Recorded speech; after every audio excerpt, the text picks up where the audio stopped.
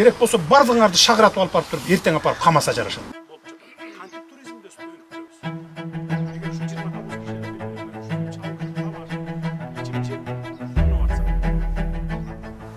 Мына бүт барыңыздар бу жерде ушу возрастка келип калган эле адамдар турат десеңер, илгертен бери келатасыңар да ушу профсоюзга.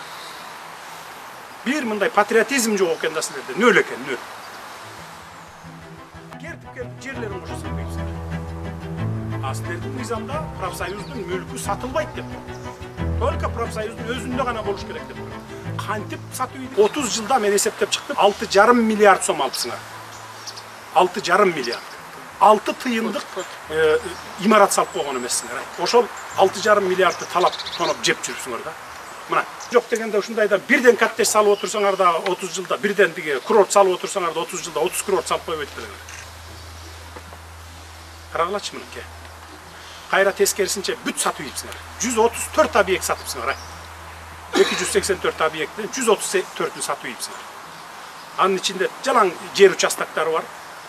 Керек болсо медициналык оборудованияларды кошо сатыпсыңар. Демек сиздин убагыңызда сатылган экен көп жер. Жок, бу жерде 15 документтерди карадым. 15 жылдан бери жок.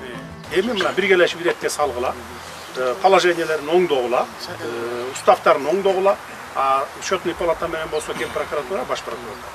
Бүт текшергиле акыркы 10 жылдыкты тез арада 3 айдын ичинде алып чыктыла, жаңы жылга чейин алып келсеңер. Профсоюзга депутаттык комиссия түзүү боюнча мен сунуш беремин. Болушка коюп депутаттык комиссия түзүү.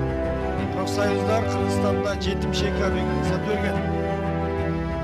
Азыркы күндө биздин ата-бабаларыбыздан келген имараттарды саткан профсоюздарда 29 адам ошону монополия кылып алып туруп, мамлекетте Жарылууга барбаган, ынтымак бар жерде өсүп атат.